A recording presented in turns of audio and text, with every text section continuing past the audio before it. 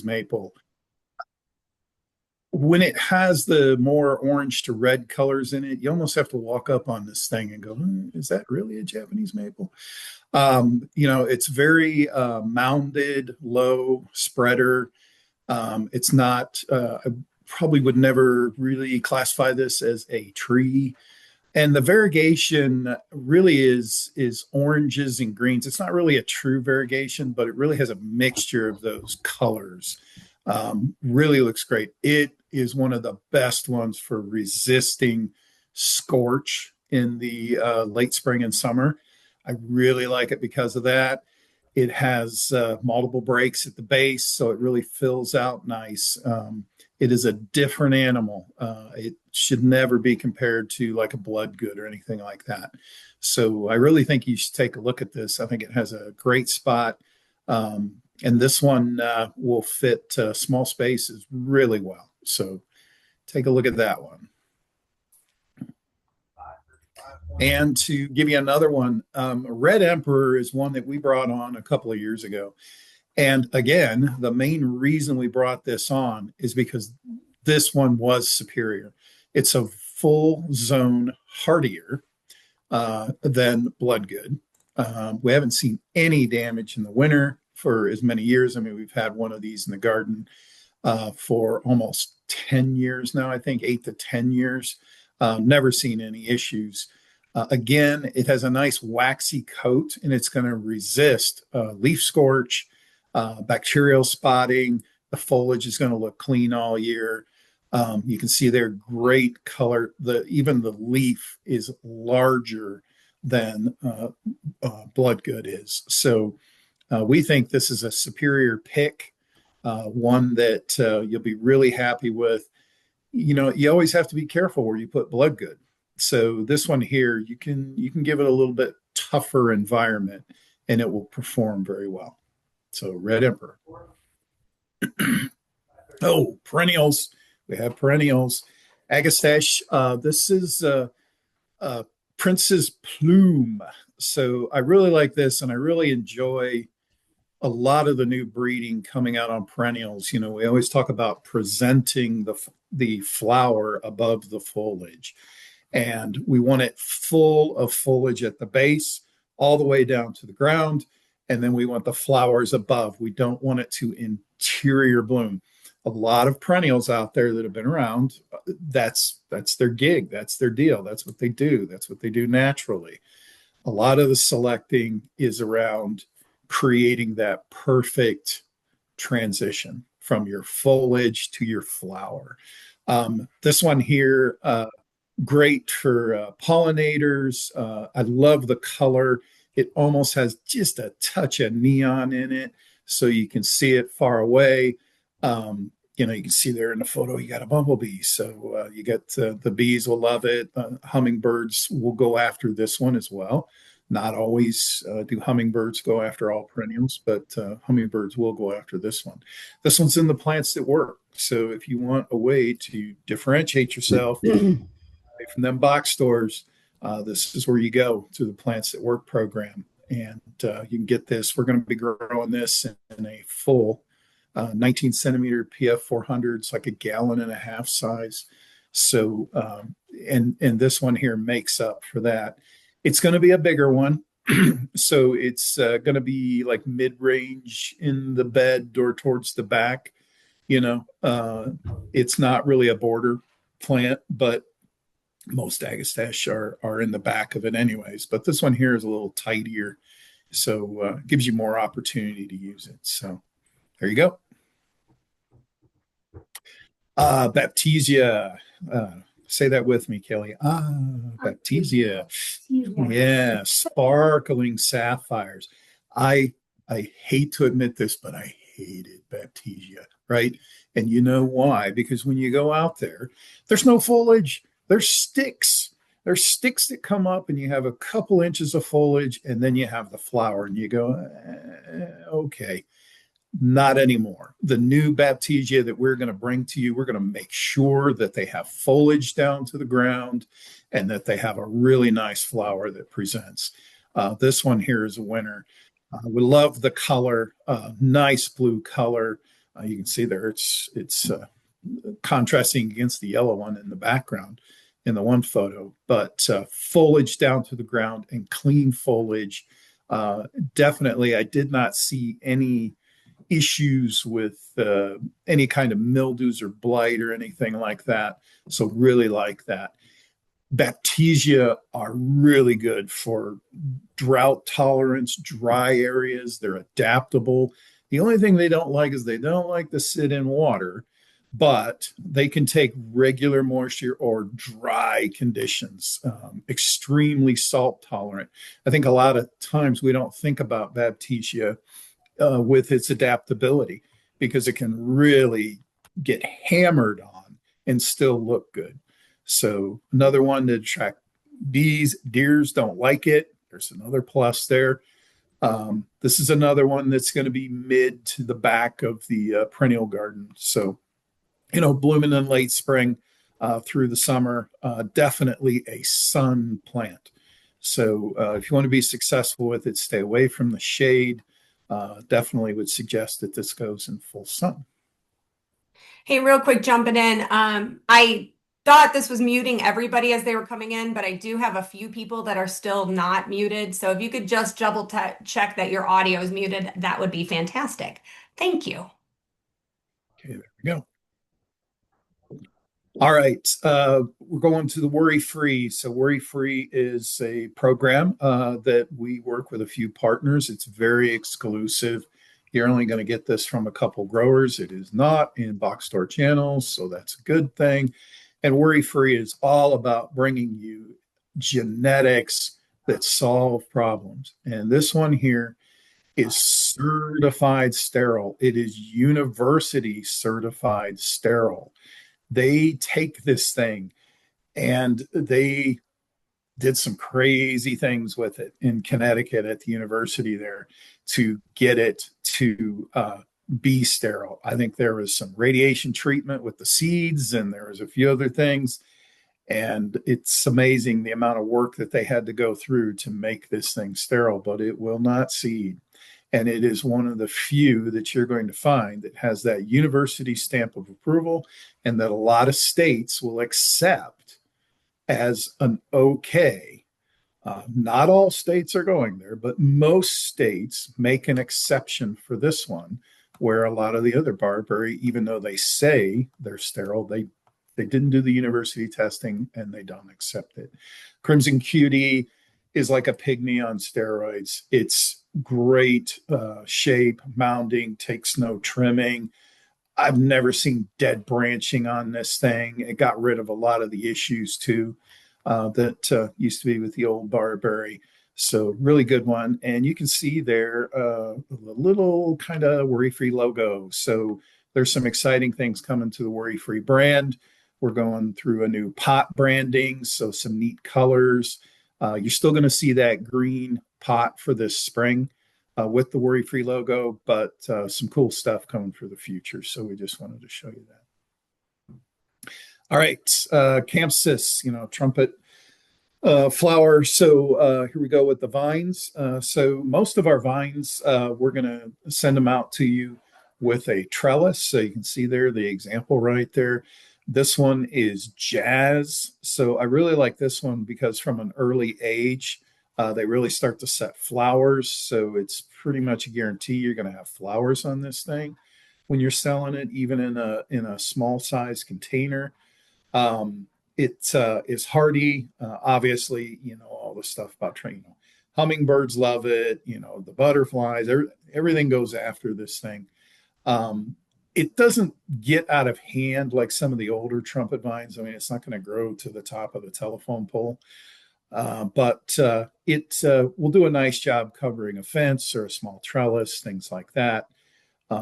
Much easier to maintain, take care of instead of the old varieties. So we like this one, Jazz Fire.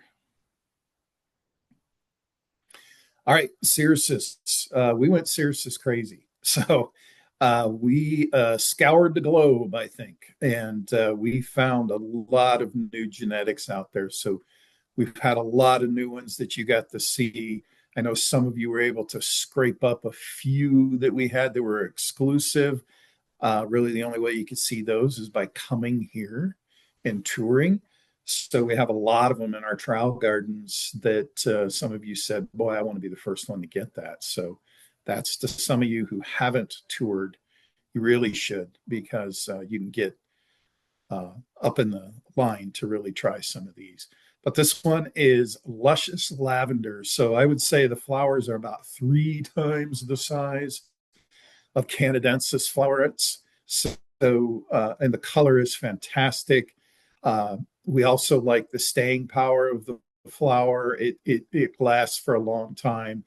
It is a glossy green leaf. It has no variegation, no color to the leaf, but very glossy. So the leaf holds up very well. But this one here is about the size of the flower and how prolific it flowers and the length of the flower. It does bloom on the older wood, more prolific. So as it gets older, you're going to get more bloom. And I like that too, because there are a few that only bloom on new wood.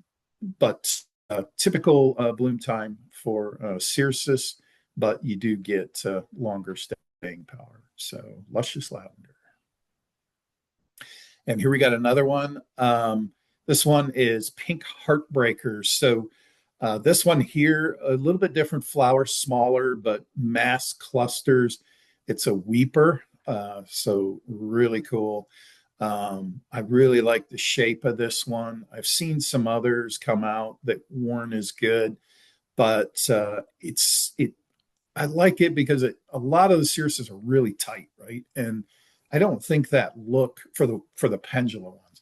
I don't think that look is really in. I think sometimes you want that wider spreader to fill a space, but still be a weeper. This is the one. So this one here is going to have nice structure to it. It's going to get out away from the trunk. It's going to look like something. So its flushes are just a touch red when it comes out, and then they change to dark green. Pretty much all dark green by the time you get into summer. So when the flowers start to drop, the leaves push out. You'll get a nice reddish color to them, and then they'll fade to that dark green. So pink heartbreaker. All right, so we have to talk about Raymond. I love this guy, Raymond Everson. I make sure that I talk to him a couple times a year. He is from the Isle of Guernsey. So if you don't believe that, there is an Isle of Guernsey and an Isle of Jersey. And yes, that is where the cows come from. How about that?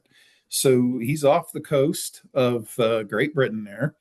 And that's where he does his breeding. And all Raymond does is breed clematis. That's what he does.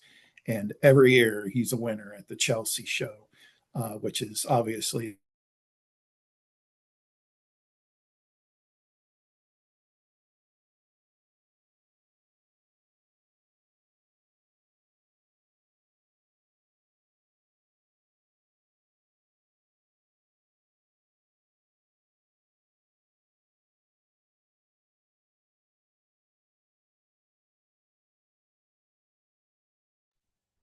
there we There you go. go. All right. Sorry about that.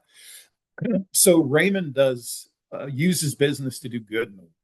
That's one of the reasons I like Raymond. So most of his introductions, and he has a lot, a portion of those proceeds, a portion of what we pay as a nursery, as we sell each plant, we pay a royalty, and he uses part of that money for different causes.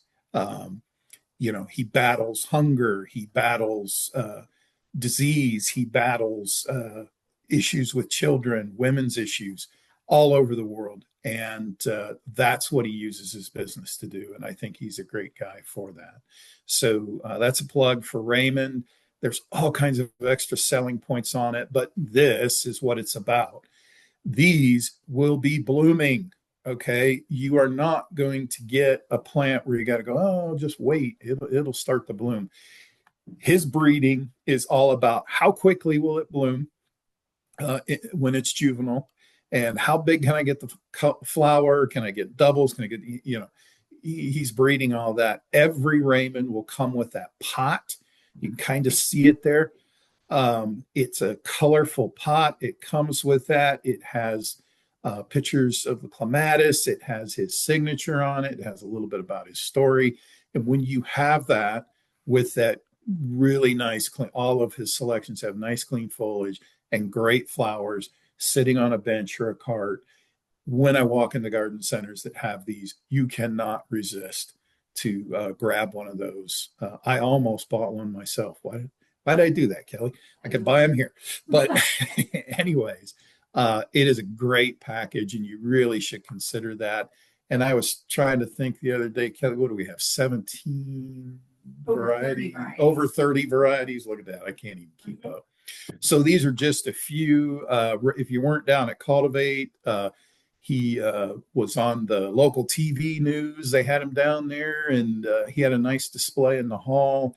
So these are just the selections of some of the varieties we have available right now. There are many others, but there you go. Raymond Everson clematis. Make sure you're taking advantage. Dianthus, Plum Glory. These really caught my eye, and we have a few others coming through the trials. These multicolored fringe edging to the flowers are just striking. They're eye-catching from a distance. They also, this one here and several others have darker foliage to it, so it really sets off that flower color. That's what I really like about it. And some of these varieties, like Plum Glory, are better at shedding its old flower parts, right? Because, Fire Witch has been around for a long time, and Fire Witch is a great plant, but it has a cycle. It blooms, and then it's full of these dead little seed pods, and then you kind of go, oh.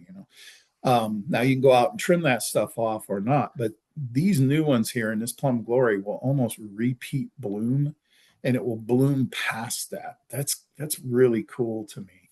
So it keeps going and going and going instead of being a one-shot wonder. So take a look at that one, Plum Glory. Dicentra spectabulus.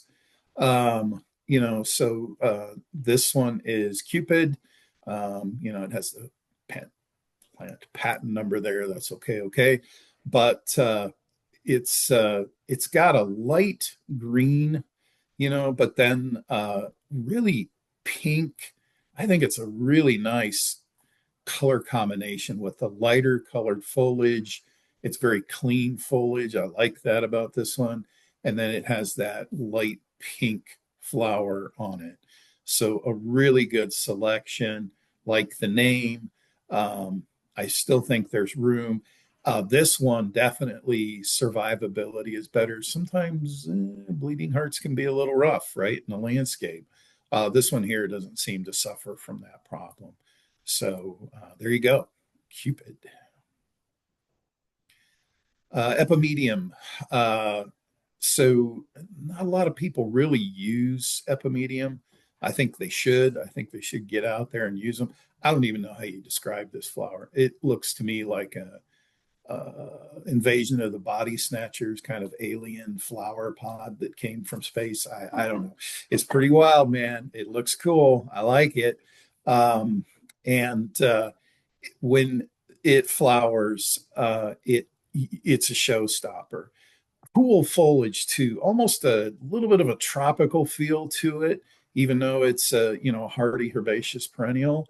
But it has that reddish margin on the leaf. Really like that. Nice, clean foliage. But the flower, you can't help but stop and look at the flower. And it is a heavy flower. It's an early spring. And it does go into late spring a little bit, but really the summer is about the foliage. The foliage will keep coming on. It'll keep giving you those two-tone colors in the foliage. Epimedium is another one for dry areas. It will tolerate dry.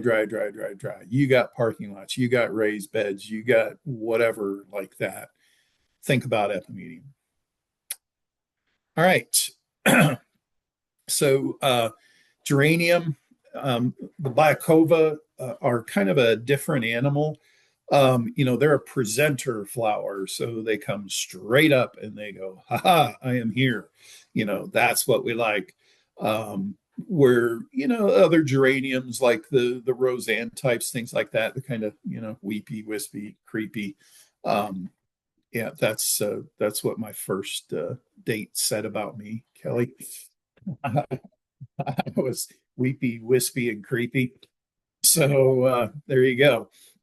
But this one is not. So always like it when we have a flower that presents over that foliage. That's why I picked this one as a winner. It's a it doesn't get very tall, so you can work it in all kinds of different areas. Nice clean foliage. This one I don't know if people know it enough, so that's why I wanted to talk about it. You know, take a look at it, get some of these in, you'll be happy. All right. So, Andrea Pogan. Why can't they just call everything a grass? It's a grass. It's another grass. There we go. We got it. So, this one we've grown for a while and we've been looking at this thing for a while and we go, we really like it. We really like it. Well, finally, it's here. So, this is the perennial plant of the year by the Perennial Plant Association for 2026. So there you go. This is the plant they picked. They're already starting to push it out there. You are going to see this probably all over the winter shows. This is what's going on. You're going to see a run on this thing. Okay. So that's what I'm telling you this now. We have some available. I would grab them up. I would be highly surprised if these are still available come spring because of the amount of advertisement. It is a very deep color, purple to black. This was developed at Chicago Botanical Garden and by Dr. Hawk. So that's where the Black Hawks comes from. See, there's some trivia for you. You didn't know that. Yep, came out of Chicago. So at the Chicago Botanical Gardens. So they were working on this for a long time. I think they were working on it for like 20 years. So a lot of breeding behind it, very unique bloomer, kind of we're really seeing where this type of shape of grass is really going to be trending very heavy going forward. The big giant pampas grass don't seem to be trending as heavy. People want color. They don't want all this stuff they got to cut and burn and have a bonfire in their yard to get rid of it. This one here is much easier to clean up, but it's very showy, gives you those colors. Love it. So, Blackhawks. All right, a little different. This is the one where you do need a bonfire, right? But guess what you don't have to worry about? You don't have to worry about invasiveness because this is sterile, okay?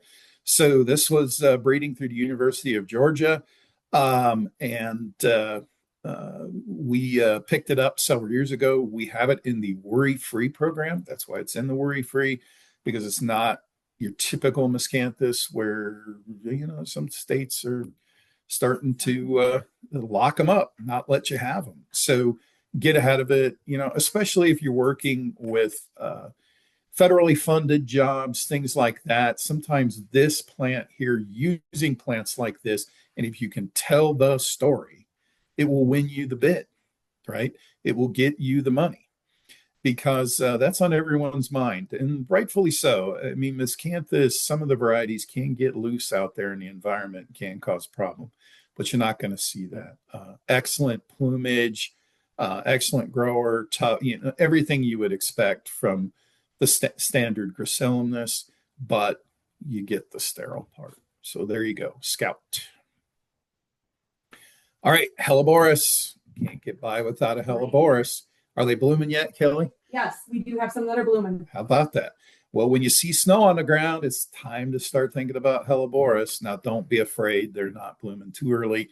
There's always some that like to poke a couple flowers out, but they'll still be blooming for the early spring season. Remember, Helleborus is early spring, but it's not just about the flower.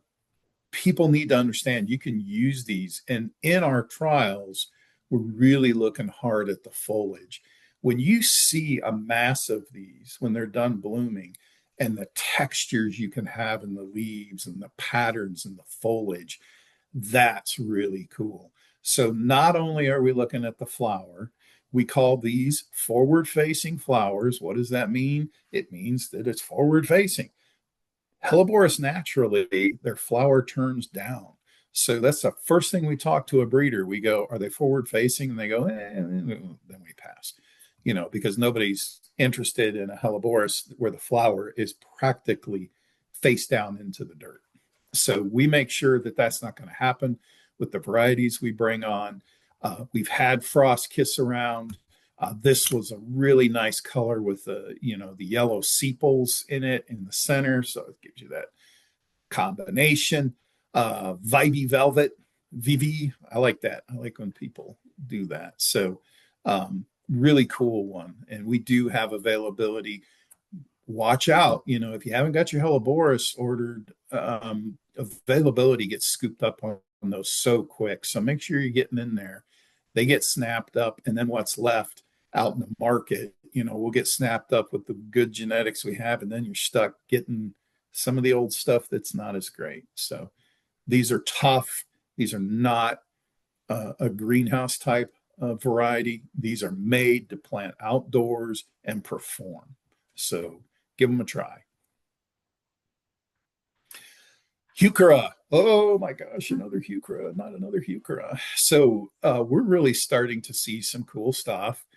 And you're going, please, Dave, no more Heuchera. But now they're starting to work on the flower power, right? Heuchera was never really known for flowers, but now they're starting to come out with some that are loaded with flowers.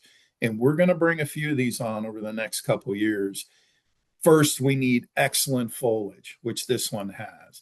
We need excellent disease resistance. It can't get mildews. It can't get spotting. The foliage has got to look clean. Now the next generation is all about, okay, how well does it flower? Does it repeat flower, and does it self shed? I like this one because it tends to, when the flower stalk dies, it curls back down into the plant. That's what we want.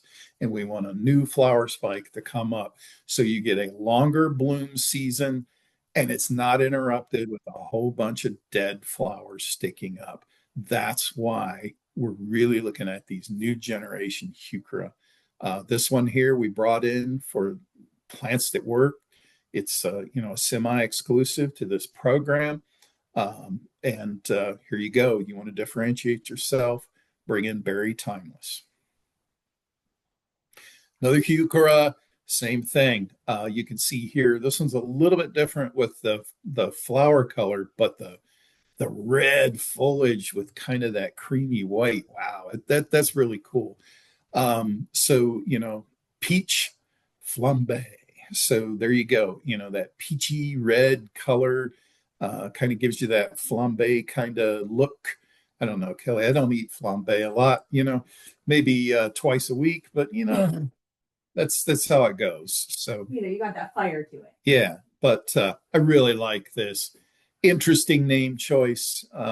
It's kind of a fun name, but we liked how clean it was, and the foliage stays really tight to the ground. That was really cool on this thing because the foliage, man, it doesn't get much taller than like 4 or 5 inches, and then the flowers present up. So it's a different looking animal. We really like it. So peach flambe.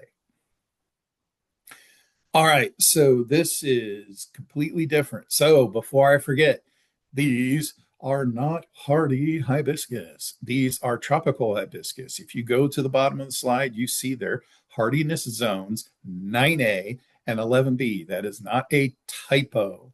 Proven winners brought on the Disco series. Okay. And so, Kelly, we have five, I think, four different ones. So we have 4 different colors. You need to order them now. They're going to be grown in Texas with the grower that we're working with. Okay. We're avoiding Florida. Unfortunately for Florida, they have become a whitefly, whatever haven. They got just about every insect under the sun, and they can't keep it off of the the hibiscus, tropical hibiscus. You don't have to worry about this coming up out of Texas. This is from the jayberry family. They know how to grow this stuff and they know how to keep it clean. They are top-notch growers. We are just excited to partner with them. We will bring them up, right, and then immediately ship them.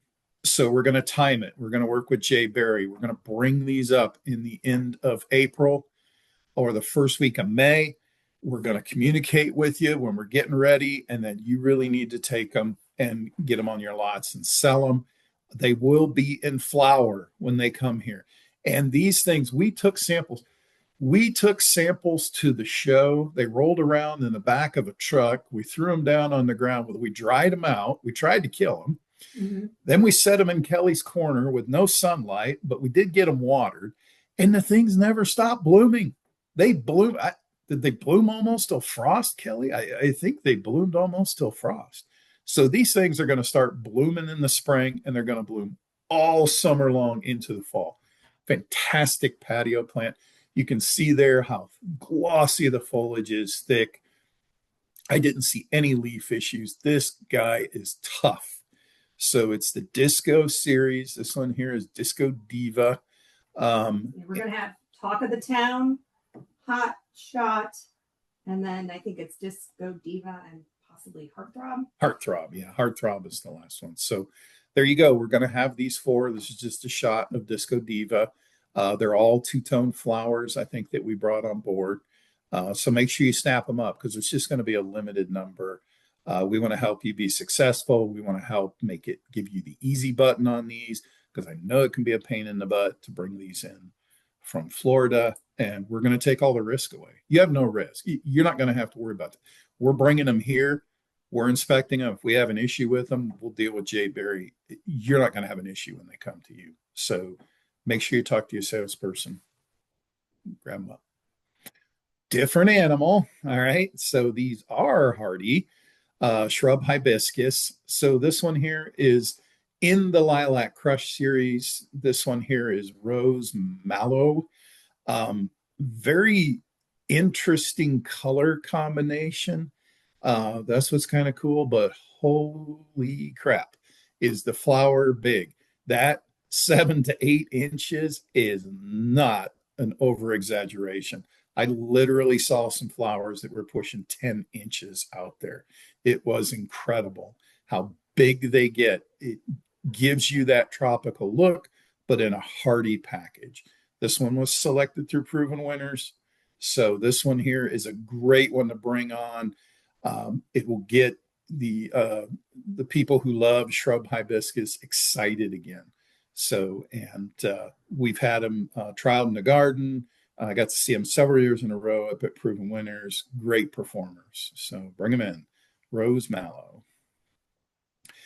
All right. A hydrangea that, you may have brought in, you may have tried, you may have looked at it, but we wanted to talk about it. This one here is Cherry Explosion.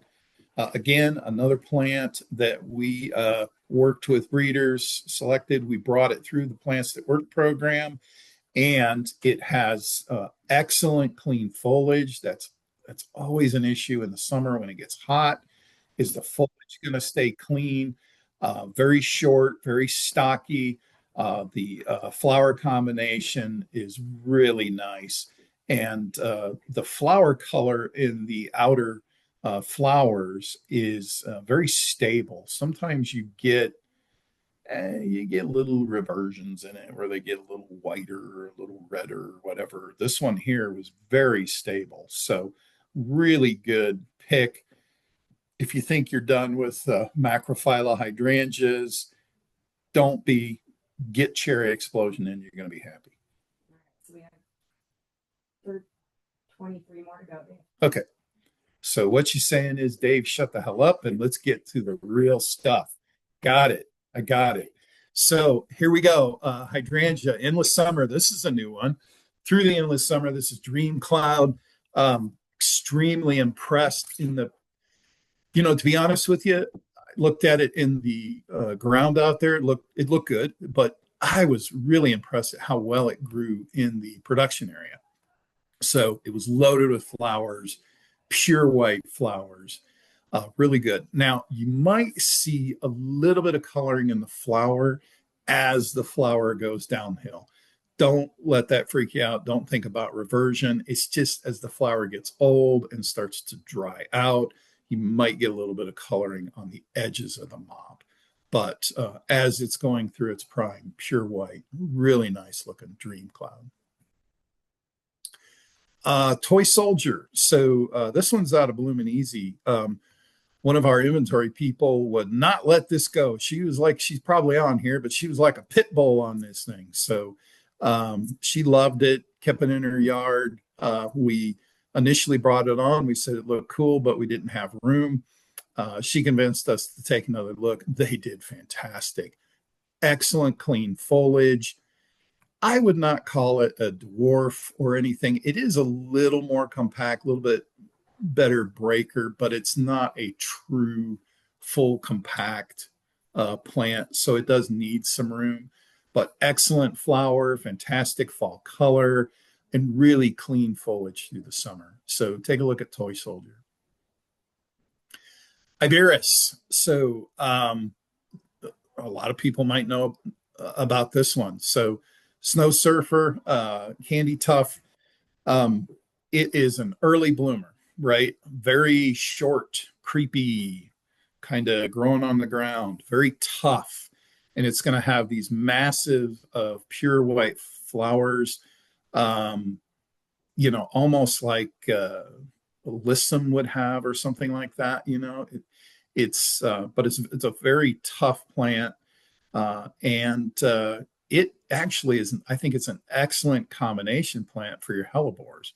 So if you stick some of these out there where you have a hellebore planting, it will start to bloom about the same time hellebores are still blooming. They might be heading down a little bit, but it might stretch your hellebore bloom period and really kind of fill in that spring color. So that's how I would use this. So Iberis, make sure you take a look. We like the Candy Tough. Iris. We always like to look at Iris. We like to bring you the next new, latest, greatest. So when we're out there selecting, how long will the flower last and what's the color? The color was really cool on this wine festival. Very unique combinations, almost sparkly throat, speckly. It's pretty cool in the sunlight. But I do like the fact that these last a little bit longer. So they seem to hold up, especially anymore. Man, I don't know why, but we seem to get these blowtorch winds right in the middle of iris bloom time. This one here was probably one of the better performers out there for holding up on the flower. So if you'd like to try something that might help your customers enjoy them a little bit longer, bring in some wine festival. Red Hot Poker, Canofia. Really like these popsicle ones. This is coming out of breeding from Walter's Gardens there. They really spent a lot of time on these really thick stems, but a lot of stems, a lot of blooms. That picture is no lie. You probably know the same thing I do. When red hot pokers, you might get one or two per plant. This one here is going to load up. The gallon and a halves that we had last year looked fantastic. They had multiple blooms in them. They look great. It does have zone 6 on there. I'm not afraid of planting this in zone 5, but Walters was going back and forth on the hardiness. For me, I would just make sure that you're not asking too much for this plant. So as long as it's not on an exposed knoll, I think if it's in more of a traditional perennial garden setting, I think you'll be fine. So, and the color is very striking. A great plant for the background. Lespedezia, Candy Girl. This one here is a great one. I was never really a Lespedezia fan because usually most of them are pretty rough looking, a little wild. This one here is one of the first ones I've seen that's fairly uniform. Lespedeza needs a lot of room. Okay, no doubt about it. It takes a big area. I would say, you know, think fragrant viburnum, something like that. I mean, it's not going to get as big, but it kind of needs that kind of space to really look good. So I would not consider this a foundation plant, but an excellent plant in large plantings on the edges. I think this plant really should be used in commercial sites, things like that, where you need something that's super tough. Lespedeza is really tough and it blooms heavy every time, all the time. This one, Candy Girl, we really like the amount of blooms and the color, and more so its shape and habit. Very clean looking, nice habit. So there you go, Candy Girl. Liquid Ambar, so sweet gum. So this one here is pretty cool. It is that burgundy color throughout the year. Very waxy, which most sweet gums are very waxy leaves, but it gives you that burgundy color for most of the season. And then it really starts getting darker and darker and darker as the fall season comes on. And it's one of the leaves that until the leaf actually freezes, it doesn't get like bacterial spotting and stuff. The leaf stays very, very clean all through the fall season. Probably has a lot to do with how much extra wax is over the leaf, protects it, keeps it sealed in. So great plant to consider. So lupine. So this one is pure white. I mean, you're not going to find a lupine with better, just absolute pure. There's no, once the flowers open up, there's no tinge of yellow or anything like that. Very strong stem, very strong base. Sometimes lupine can fall over, bend over right at the point where you're banking on it looking good. This is kind of why they came up with Noble Maiden. It kind of speaks to that strong stem, how well it does, and the pure color. So that's why we picked this one. And it is a repeat for the landscape. A lot of times lupines can be one and done. They can be tough to get year after year. This one here, I think you got a really good chance of keeping a good planting of these going year after year. Just a little side note, Dave, the Pantone color of the year is called Cloud Dream or Cloud Dancer. Cloud Dream. And it's a creamy white, billowy white. So the ones that would work here is this Noble Maiden. So that's something to think about when you're looking and trying to, Cloud Dancer. Okay. One of the two. But yeah, it's a Pantone color, is a nice creamy white. So definitely fits into the profile. Good deal. Monarda, bee balm. Another Monarda. Yes, because I am very upset with Monarda. Why am I upset with Monarda? Because Monarda are tough to grow because of the mildews they go through. Just when they're looking great, mildew hits you from left field and really makes a good plant look bad. These new Pocahontas series seem to be much better at handling that. Yes, the flowers are nice. They're a little bigger, a little better, but I like the fact that it is, and it's right there. It is. It's in the description. Mildew resistant.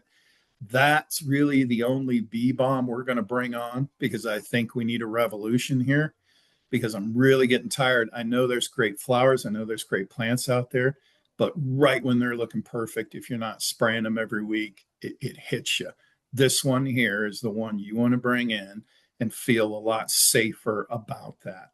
So if you have people that have problems with Monarda, but like Monarda, get them down this path. You really should bring some of these in, take advantage of that, and use that selling point. Peonies. So these are Ito peonies. So these are tree peonies, right? Itos are a tree. We have a series of these we've been bringing on. We are running them through the Plants That Works.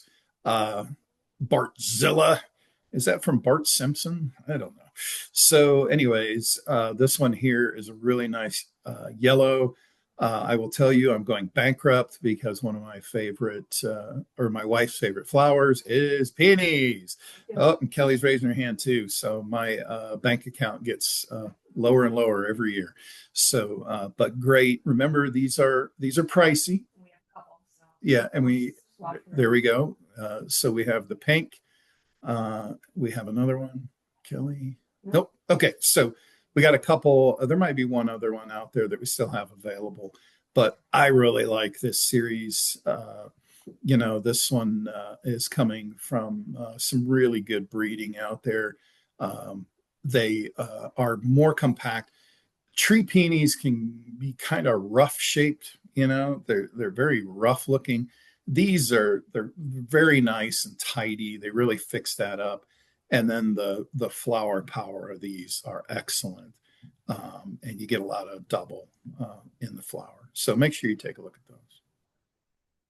those. Phlox, bubblegum pink. I just there was a couple of phlox we had come through this year, and they were just stunners. I think you're going to see more and more of the paniculata type of phlox come through. Well, you're also going to see subulata too. Yeah, and but this one here, you're going to start seeing a lot more two tones and neon-y colors. Ooh, love it. So yeah, bubblegum pink, fantastic. And here you go. So again, two-tone colors, margining or variegated on the leaf or the flower. Bigger flowers. That's the big point of the breeding. Everything we're looking at, the flowers are big. They bloom slightly later. That's another thing that we like, right? So we can get past those frost freeze periods a little better. And then the repeatability year after year. How tough are they? Because we do know that there are some varieties that kind of die out. They get dead patches in them, especially the old varieties. We're getting past that with this new breeding. So candy stripe. Pulmonaria. This one here is twinkle toes, very compact. Sometimes pulmonaria can get rough. Pulmonaria will not thank you in hot conditions. It can scorch a little bit, but this one here stays tight, compact. It seems to be able to handle those conditions a lot better. It is, as far as hardy, it's extremely tough. But if you've ever gone up to a pulmonaria, very juicy, very tender. I like when we're getting more compact, a little bit tougher. That means these are going to look really good through the summer months. So rubus, baby cakes. So, this one is coming along through bushel and berry. So this is the blackberry. We still feel really good about, we call the category shrubby fruit. So shrubby fruit is still in. It's one of the things that kept going from COVID. Remember COVID? So it's still going from COVID. I think a lot of people rushed into the fruit. I'm going to grow my own fruit trees. I'm going to grow this. I'm going to grow, and that kind of stabilized out. But this stuff here is it's very easy to do. You can grow them in containers on the edge of your patio. You can do all kinds of things with these, and they're guaranteed fruiters, right? They're going to set fruit. We had a run on the raspberries, some of the new raspberries. We are out. And baby cakes, there is a really hard first run. So I would suggest that, these are going to be gone again, and there ain't much I can do about it. It takes a full year of production to bring these online, these new genetics. So make sure you get these. Don't get left out in the cold. Salix, Iceberg Alley. We've had this for a little bit, but man, it is such a unique plant. Fuzzy gray leaf. You don't even know it's a salix. You get the catkins on it, just like any other salix in the spring. Just as the growth is coming out, you get the catkins. They got pink tips on them, and then you get this fuzzy gray foliage all year long. all the way down to the ground. It's a different animal. You shouldn't even put it in the salix category, but that's where it is because it's not your typical salix. So make sure you don't overlook this thing. If you get some of these on the lot and people see them, they look fantastic in a container too. They really present well in a container, and they'll set themselves apart. So I just want to make sure that you know about this one, you take advantage of it. A different kind of animal. This one gets bigger, but this one is winter torch. So it's more of a standard looking willow. It's a green leaf willow, shrub willow. It's not a tree, and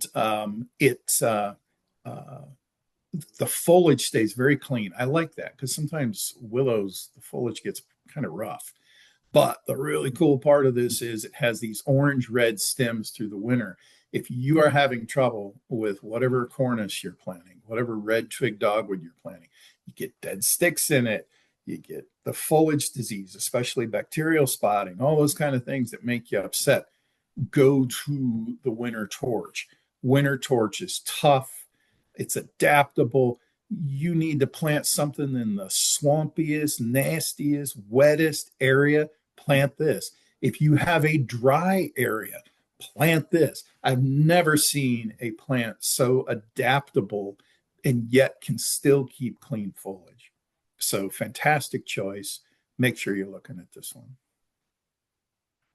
Sedum. So this is Rockin' Round, Bundle of Joy.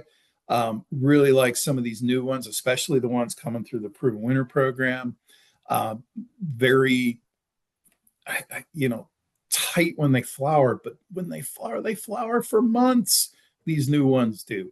And not only do they have really nice foliage, when they start to flower, the flower stays on there for 6-8 weeks. It's not your old sedums anymore, and it's not just the little sedums. They're making them big, but they're not big, tall, and floppy. They're making them bigger, but compact. So make sure you're looking at some of these, Rockin' Round. I really like this Bundle of Joy. Spirea Double Play series has been out for quite a while. Everybody loves candy corn. Big Dave, candy corn, hey, everybody wants what they want. But I look at it more from a grower perspective. It has some issues with propagation. It has some issues with getting it going. Once it's going, it's great. It's in the ground, it's great. But Dolly, that is my favorite, right? It's giving you those same color combinations. It does get a little bit bigger, but not much more, but it's still new growth, has reds and oranges in it, still has the same flower color. It's got the yellows, a little more yellow than it is orange, but it gets very close. But it is bulletproof. I have never seen any bacterial spotting, never seen any issues. It takes off, it grows well. It's got a lot of cool things going for it. So I want to make sure that I know you can get a little punchy when you're looking at all the Spirea, especially through Proven Winners. They've done a great job, but this one here is worth merit, and it's worth space in the garden. So Thin Man is kind of a new, unique one. This one is getting pushed through the Full Speed Ahead program. It's not really in a program, but we kind of like this. It's just like it says. And, I heard a lot of landscapers say they're getting people, I don't want to look at my neighbor, right? Well, a lot of people are saying, I don't want to look at my neighbor from the second story, and their house is 10 feet from mine. Okay. So you don't have a lot of room, but you need the height. That's where this thing fits in. It's going to get up there. It's going to get 15 feet. It'll probably even push 20 feet, but it is not going to get very wide. It is going to stay 2 to 3 foot wide. You can see there, that photo is true. We have them out there. We have them in sevens. We're starting to grow some in the field. They're not ready yet, but we will. We have some in bigger size cans. It stays narrow. So Thin Man, make sure you're looking for that. Make sure you're trialing it. And this is another one that is like super hardy. I know we've had some issues with arbs, especially last fall, winter, but this one here, you're not going to have trouble. Just a quick collage of some of the deer-proof plants that we have. So we have different plants. Let's talk to your salesperson about getting. They got enough plants in the series now to really round out a nice bench. So, the barberry, the microbiota, the potentilla happy face is a game changer. If you haven't tried happy face, you need to be trying happy face. They got past all the disease issues, the rot issues, the mildews, and it flowers twice as well as the old one. So, and then a new one there, we got Montana Moss. Really like that one. It almost has a little bit of bluish color to it, but it's a lower grower as well. So great choices for the deer proof. All right, there we go. So, hey, that took an hour. How about that? I'm getting better. So yeah, I don't see any questions for us, Dave, today, which is great because I think you stunned everybody with your knowledge, and it was a good presentation here. We want to thank everybody for joining with us. We're going to give you a heads up that we're going to be having another webinar in January. Just a side note, it's going to be January 12th, and it is going to be on our American Beauties program. So we're going to have a guest speaker, a brand ambassador, and we're looking forward to having that one. So as I said at the beginning, we are going to make sure that we get this recording out to everybody and send out a survey, and we hope to see you at our next one. So thanks for joining.